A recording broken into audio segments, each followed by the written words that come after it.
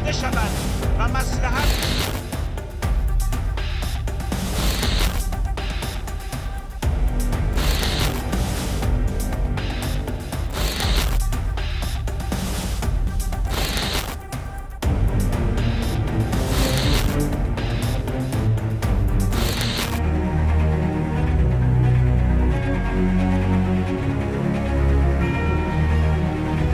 Le jour dédié pour l'élévation de l'âme de Solika Benamou Badjamila Zechron Levracha de mémoire bénie.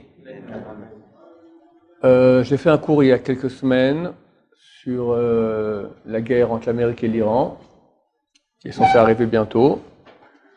Et les gens m'ont écrit depuis, mais pourquoi vous ne parlez pas silence radio, on voit que ça avance. J'ai tout dit, j'ai dit que ça allait arriver et que normalement, cher, il arrive juste après. Enfin, je ne vais pas refaire le cours. Puis après, je me suis dit, je peux quand même rajouter quelques autres points. Moins géopolitique, un peu plus thoraïque. Et des choses dont j'ai déjà parlé ici, peut-être quelques nouvelles choses aussi. On va peut-être faire ça un peu, donc tout mettre ensemble, comme ça, c'est plus facile à comprendre la situation un peu générale. Le peuple d'Israël est appelé Réchit. Bereshit, pour Réchit, le monde a été créé. Il y a un autre peuple qui s'appelle Réchit. Réchit Goïm Amalek. Qui dit cela? Le prophète Bilaam, le prophète du mal, d'accord, un prophète du bien. Il y a des prophètes du bien, le chef des prophètes c'est Moshe, il y avait un qui était du niveau aussi haut que Moshe, mais dans le mal c'était Bilaam.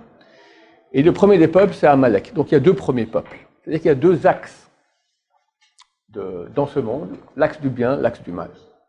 L'axe du bien Israël, l'axe du mal Amalek. Et tant qu'Amalek existe, alors le trône de Dieu n'est pas complet, son nom n'est pas complet. Ça veut dire que Dieu ne demeure pas dans le monde comme il voudrait, de façon idéale, et le dévoilement de Dieu n'est pas complet non plus. Donc il y a le mal. Qui est Amalek? On ne sait pas. Il est mélangé à tous les peuples. Il a une très grande haine du peuple d'Israël, il veut sa fin. Mais il y a quelques signes assez symptomatiques de reconnaissance. Premièrement, Amalek, on le voit, donc le peuple d'Israël quitte la terre d'Égypte, guidé par Hachem, ouverture de la mer Rouge, la nuit, une colonne de feu qui les guide, le jour, une colonne de fumée qui les guide, et vient un peuple d'environ 2000 km, très éloigné, on ne lui a rien fait, se battre contre le peuple d'Israël. Ils savent qu'ils n'ont aucune chance, mais ils veulent casser le mythe. Yoshua part se battre contre eux, Moshe monte en haut de la montagne, lève les mains, et Israël gagne la guerre, c'est-à-dire ils vont couper les têtes des grands chefs, des grands noms de Amalek. Les plus faibles vont rester. C'est qui les plus faibles? Adolf Hitler, Staline, Titus, la reine Isabelle, vous comprenez? Tous les grands ennemis du peuple juif, c'est Amalek qui veulent la fin du peuple juif, c'est les petits qui sont restés. J'ai l'impression que l'Iran est le Amalek des temps modernes. Pas tout l'Iran. Toujours une partie dirigeante qui prend, comme l'époque de Hitler, c'est pas toute l'Allemagne qui était Amalek.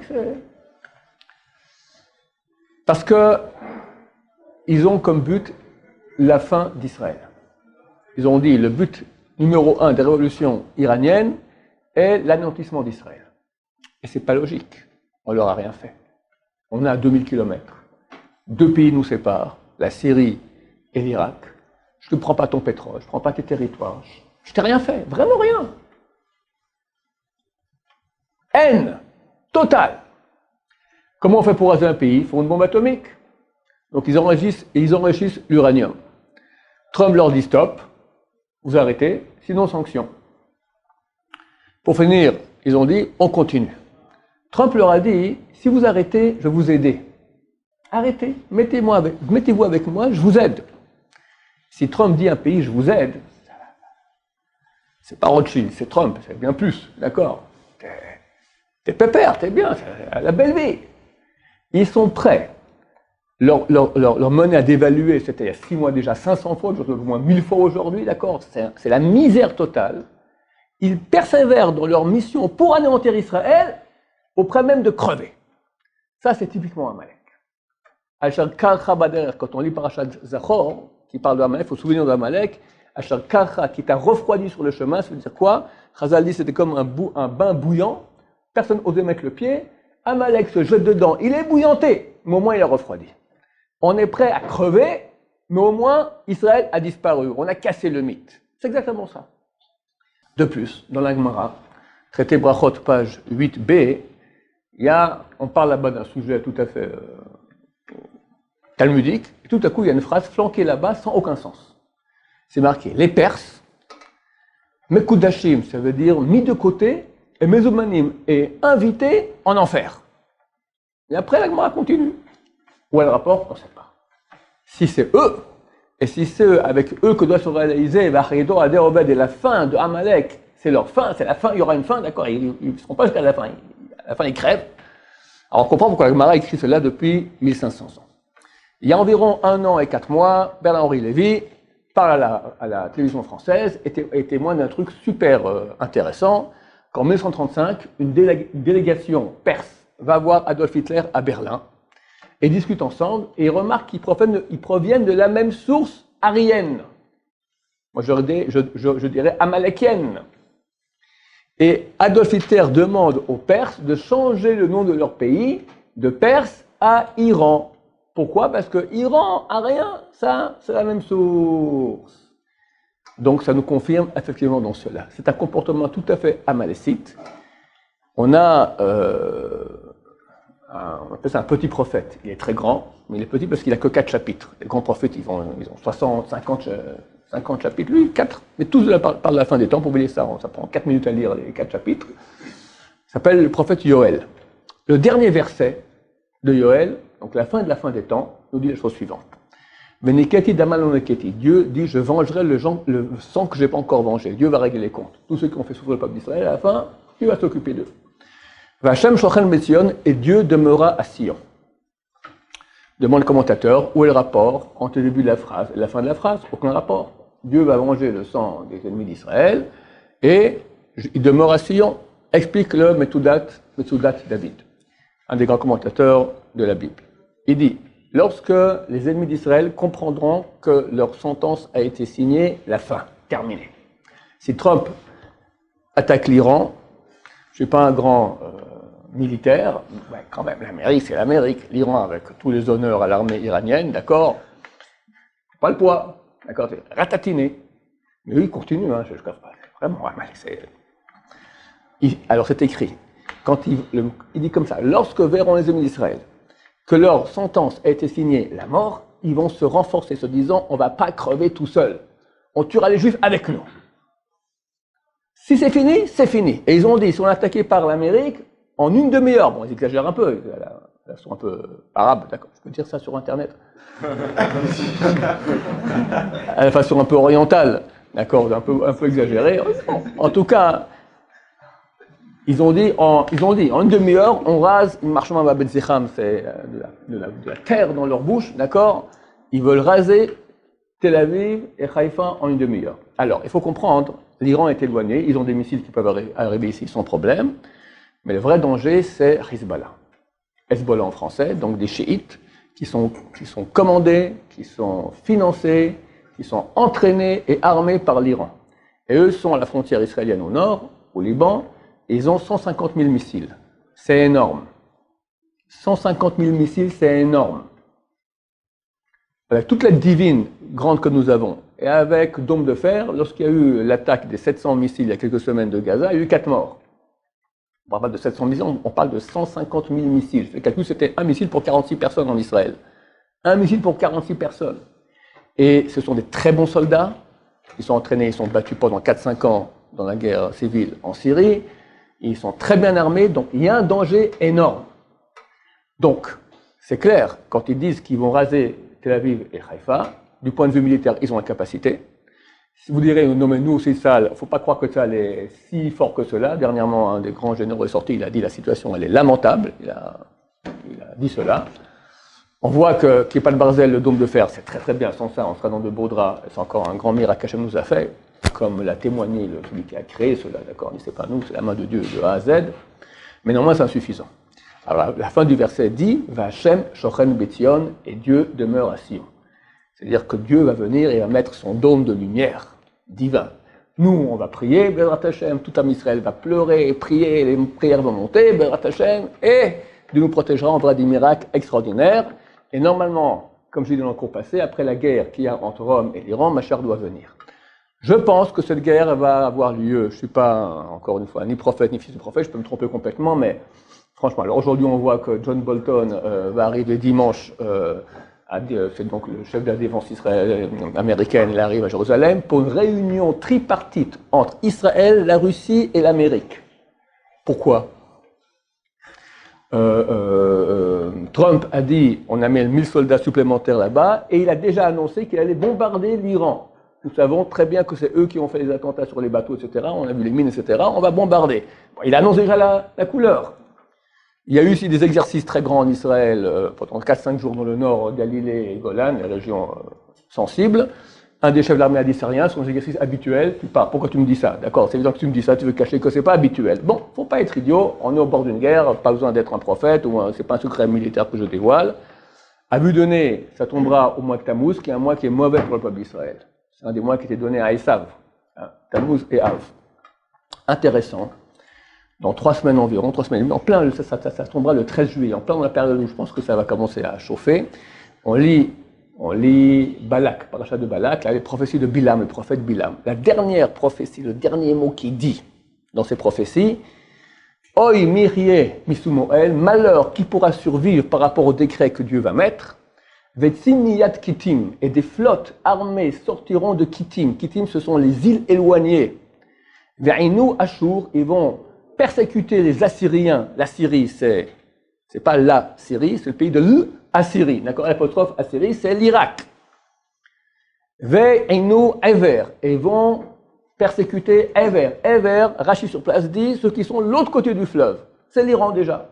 D'accord? Il y aura une grande... Parce qu'aujourd'hui, l'Iran, les Iraniens sont déjà en Irak, d'accord? Donc, des flottes armées viendront des îles, c'est l'Amérique, pour attaquer l'Irak et l'Iran. À la fin, tout est terminé et Machar il vient. Il me semble que ça tombe... En plus, même au paracha de la semaine, ça tombe dans le... Encore une fois, on n'est pas le bon Dieu, on est sur son cratère, je peux me tromper, je me trompe toujours. Mais mon rôle, c'est de dire, attention, regardez, il y a des chances que, réveillez-vous, préparez-vous. Comme ça, au moins, si ça arrive, on n'aura pas pourquoi vous n'avez rien dit. Alors, on vous dit, d'accord? Maintenant, on peut se tromper. Ce ne sera pas la première fois. On est déjà habitué à ce que je me trompe. Mais franchement, ça sent le roussi très, très fort. Pourquoi je pense aussi que c'est pour très, très bientôt? On va rentrer dans des considérations un peu plus thoraïques. Il y a 3 mitzvot dans la Torah qu'on doit faire à une certaine hauteur. Si on en fait trop haut, c'est plus valable. C'est Hanouka. Les bougies de Hanouka, il faut qu'elles ne soient pas plus de 20 coudées. La souka, le toit de la souka ne doit pas être plus de 20 coudées du sol de la souka. Et le mavoy, la kora du mavoy. Le mavoy, c'est quand à l'époque ils avaient on appelle ça une impasse. D'accord? Et pour pouvoir porter dans l'impasse, il fallait mettre une poutre en haut. Il ne faut pas qu'elle soit trop haute, qu'on puisse la voir, pas plus de 20 amos, de 20 coudées. Pourquoi 20 coudées? Alors c'est écrit pour qu'on puisse la voir, c'est trop haut, on ne fait pas attention. Mais la terminologie des sages d'Israël est très très bizarre. Elle dit, parce que si c'est plus haut que 20 coudées, en shlitat ha'ain, il n'y a pas là-bas la maîtrise de l'œil. On ne voit pas très bien, c'est trop loin. Maîtrise de l'œil. C'est bizarre, on ne parle pas comme ça, on ne voit pas très bien. C'est quoi, maîtrise de l'œil? Mais ça pas trop haut, il rappelle une maîtrise de l'œil. C'est bizarre quand quelqu'un il parle comme ça. Et Chazal cache beaucoup de choses quand il parle comme ça. L'œil, c'est Esav, les forces du mal.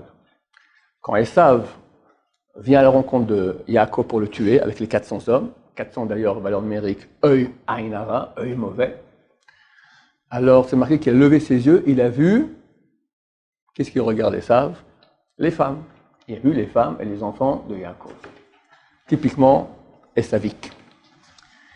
Yosef s'est mis devant Rachel, sa mère, parce qu'elle est très très belle, pour pas justement que les yeux de Esav voient sa mère. D'ailleurs, pour ça, il a été béni. Ben porat ale'ain. C'est au-dessus de l'œil de Esav. C'est marqué que seulement Yosef a la capacité, il y a un verset dans Ovadia, qui dit la maison de Jacob sera du feu, celle de Yosef une flamme, et la maison de Esav de la paille. Ça veut dire qu'uniquement la flamme, c'est l'Ahava, d'ailleurs en hébreu, c'est un petit voir notre organisme, d'accord? L'Ahava, et Yosef, Yeshua Yosef, d'accord, qui peuvent aller et brûler la paille de Esav. C'est marqué les sitno chez Esav. C'est l'antidote à Esav, Yosef, parce que justement, il est au-dessus de l'œil de Esav. Donc Esav est comparé à l'œil, et on nous dit il a une shlita, une maîtrise, c'est-à-dire il est le boss, d'accord, il a la maîtrise, il est là. Il est là, il maîtrise le monde, jusqu'à 20 amas, pas plus. Bon, et alors, c'est quoi 20 amas, 20 coudées? Alors, on m'a dit il y a 30 ans, je n'ai pas vu ça écrit, je n'ai pas été le chercher là-bas, mais on m'a dit, et ça a l'air logique, et beaucoup de gens m'ont dit qu'il y a un rapport avec cela. Le Chesed Abraham, le grand-père du Rav Frida, grand kabbaliste, il écrit que la profondeur de l'exil fait 20 amas, 20 coudées. Il y a aussi un signe associé dans les Gemara, dans Shabbat, quand on parle de Hanouka, on parle que Yosef a été jeté dans le trou, et les commentateurs disent que le trou faisait plus de 20 amas. Ça veut dire que c'est le trou de l'exil. D'accord? C'est là-bas, le trou, c'est Yosef, c'est lui qui persévère dans l'exil, qui arrive à résister à l'exil. 20 amas. Bon, alors on fait quoi avec ces 20 coudées? Eh bien, j'ai dit un truc très très simple. Le mot ama, qui signifie coudée, il faut permuter les lettres, ça fait mea. Mea, ça fait 100. 20 fois 100, ça fait 2000. 2000 ans d'exil. Pendant 2000 ans, Esav, le mâle, il a la maîtrise. Après, il n'a plus. Shlita ta'ain, la maîtrise de l'œil, elle est jusqu'à 20 coudées. 2000 ans, pas plus. C'est pas précis 2000 ans. 20 siècles. 20 siècles. Il y a un signe à cela, c'est que c'est écrit que Maaseh Avot. C'est très touffu ce que je vous dis, hein, mais c'est très théorique, mais je pense que c'est vrai. Alors, il faut aller lentement, ceux qui nous écoutent, il faut réécouter plusieurs fois pour bien comprendre le développement. Il est écrit que le livre de Bereshit, c'est le livre qui a en signe toute l'histoire. Maaseh Avot, c'est Banabanim. Les actions de nos ancêtres sont un signe pour leur descendance. J'ai déjà dit cela souvent ici. Yaakov Avinu, il a vécu 14 ans en Israël dans la yeshiva de Shem et Ever, deux yeshivot, Shem et Ever. Et après, il est parti pour 20 ans d'exil chez Lavan. Il me semble qu'il y a un rapport entre Yaakov, appelé d'ailleurs Israël, surnommé Israël, et l'histoire du peuple d'Israël. On était ici 1400 ans, 14 siècles en terre d'Israël avec les deux yeshivot, les deux temples, premier temple, deuxième temple, correspond aux deux yeshivot de Yaakov. Plus on était en exil après, 20 siècles. Et on revient, ça correspond. Alors on me dirait, mais si le temple a été détruit en 68 de l'ère chrétienne, il faut attendre jusqu'en 2068, on est mal barré. Non. Il y a un principe qui dit Rubo Kekulo. La majorité, c'est comme le tout. Ce Tisha B'Av Be'ezrat Hashem, dans un mois et quelques semaines, en plein après la guerre avec l'Iran et l'Amérique, ça fera exactement 1950 ans que le temple a été détruit. Une semaine après, même 6 jours après, c'est le 15 Av, fête à propos de laquelle a été dit il n'y a pas de plus grande fête pour le peuple juif que le 15 Av et Yom Kippour. On ne voit pas le rapport parce que le 15 Av, bon, d'accord, il y a quelques trucs, commentaires, mais on ne voit pas très bien.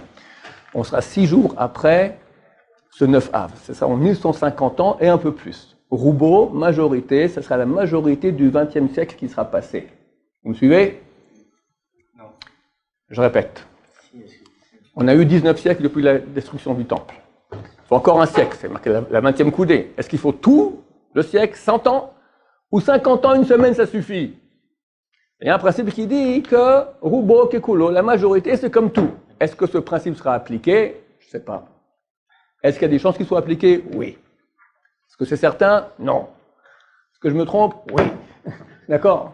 Je le répète, je me trompe toujours. Il n'y aura rien. Peut-être l'année prochaine, je ferai de nouveau un même cours. Mais bon. De plus. À ceux qui vont voir dans certains calendriers, ce sera 1951 ans, c'est faux, c'est 1950. Parce que, il faut comprendre, les années, il y a deux sortes de comptes. Il y a un compte depuis la création du monde, et il y a un compte depuis la création du premier homme. Et alors, les deux comptes ne sont pas compatibles, et ça fait qu'on se trompe des fois sur un an. La vraie date, d'après Maïmonide et d'autres, c'est 1950 ans, d'accord, cette année-là. Un des grands kabbalistes actuels en Israël, qui est un vrai, s'appelle le Rav Shmuel Shmueli, le frère du Rav Benaïm Shmueli, qui est très connu, la Yeshiva Ner Shalom, et il a souvent témoigné que le Rav Kadouri lui a dit que le dernier Premier ministre de l'État d'Israël sera Binyamin Netanyahu. On comprend d'ailleurs pourquoi il n'a pas été ça a capoté en dernière seconde, d'accord? Parce que si c'était oui, bon, moi je suis oui pour Bibi, d'accord? Pour Binyamin Netanyahu, mais on aurait pu attendre encore 4-5 ans. Là, il semblerait que c'est fini. Et peut-être que les élections ont été annulées pour qu'après la guerre, tout le monde reconnaisse la voix de la main de Dieu et on va voter pour Mashiach, bien qu'il n'ait pas besoin qu'on vote. Je crois que dès qu'il viendra, il va faire tchic, tchic, tchic, tout le monde reconnaîtra sa royauté. Alors, qu'est-ce qu'on doit faire? D'abord, surtout pas rentrer en panique. Quand je dis ça, tout le monde rentre en panique.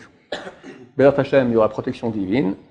Ça vaut la peine de nos internautes et élèves qui seront là, ça vaut la peine d'être ici au mois de juillet. Vous me direz, mais c'est la guerre, justement. C'est paradoxal. Vos parents diront, tout de suite, il y a des missiles, d'accord? Le Rabbi Tzemach Shaul Zatzal, la grande génération m'a dit, l'endroit le plus sûr sera, il m'a fait comme ça, ici. Ici, est-ce que c'est chez lui à la maison? Je ne pense pas. C'est certainement Jérusalem, mais je pense par extension aussi tout Israël.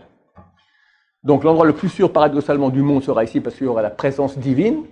Et peut-être nos yeux verront comment la Shrina revient en terre d'Israël. Qu'est-ce qu'on doit faire? On doit continuer la vie normale, parce que peut-être il n'y aura rien du tout, et puis alors il faut continuer les études, les travaux, etc. Mais faire tchouva, se renforcer, pas devenir Baba Saleh, Chafetz Chaim. Dieu nous dit, chacun de nous, tu as un choix maintenant. Et un type, c'est quitter sa Goya ou rester avec elle.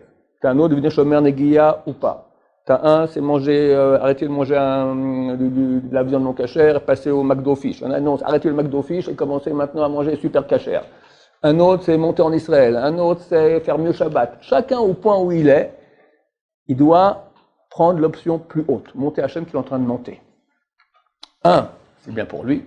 Deux, c'est bien pour tout Am Israël. Et si Mashiach vient, il faut comprendre que c'est la chose la plus fantastique et belle qu'il puisse y avoir. C'est le but de toute la création, mais les comptes sont terminés. Où tu es arrivé, c'est là que tu es arrivé. C'est dommage de rater ou de recevoir moins près du but. Il ne reste pas beaucoup de temps. À ce qu'on entend, ça va être très très rapide. Les guerres aujourd'hui, c'est pas les guerres de 100 ans ni les guerres mondiales du passé. C'est clic-clac. C'est très rapide. Des missiles, tac, tac, tac, tac, terminé. Et Mashiach, j'espère qu'on n'aura pas ce 9 Av cette année, que Mashiach viendra. Faire tchouva, se renforcer en études de Torah, se renforcer en prière, se renforcer en tsniout. Les yeux, maintenant c'est l'été, toutes les femmes sortent. Légèrement plus habillés, légèrement plus qu'en hiver, parce qu'aujourd'hui en hiver ça ne change pas grand-chose non plus, mais disons la nature se réveille, les cucus des oiseaux, les pigeons font des enfants, et la nature humaine aussi se réveille aussi. Pas tomber dans le panneau, c'est l'épreuve de la fin des temps, la débauche sexuelle, attention à vos pensées, attention à vos yeux, attention à vos actes, chacun au niveau où il est, se renforcer, et Bézat Hashem, on verra très bientôt Mashiach, Berachamim, Amen. Amen.